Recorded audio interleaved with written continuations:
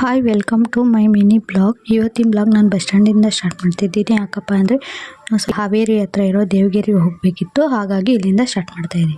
ದೇವಗಿರಿ ಯಾಕೆ ಅಂತ ಕೇಳ್ಬೋದು, ಯಾಕಂದರೆ ನಮ್ಮ ದೇವಸ್ಥಾನಕ್ಕೆ ಹೋಗಬೇಕಿತ್ತು, ಹಾಗಾಗಿ ಅಷ್ಟೇ.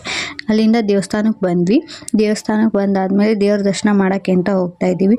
ಅಲ್ಲಂತೂ ಎಷ್ಟು ರಶ್ ಅಂದರೆ ಫುಲ್ ರಶ್, ಹಬ್ಬ ಇರೋದ್ರಿಂದ ಫುಲ್ ರಶ್ ಇದ್ದು.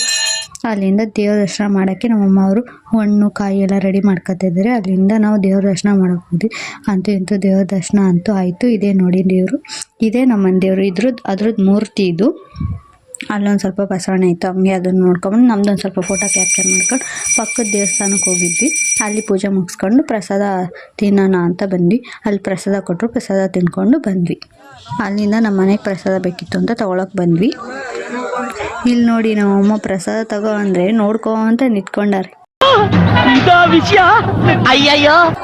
ರಿಟರ್ನ್ ಮನೆಗೆ ಹೋಗೋಕ್ಕೆ ಬಸ್ ಸ್ಟ್ಯಾಂಡಿಗೆ ಬಂದ್ವಿ. ಇಲ್ಲಿ ನೋಡ್ರಿ ಆಧಾರ್ ಕಾರ್ಡ್ ಫ್ರೀ ಮಾಡಿಬಿಟ್ಟು ಬಸ್ಸಂಗೆ ನಿಲ್ಲಕ್ಕೆ ಜಾಗ ಇಲ್ಲ, ಅಷ್ಟು ರಶ್ ಆಗಿಬಿಟ್ಟಿದೆ ಬಸ್.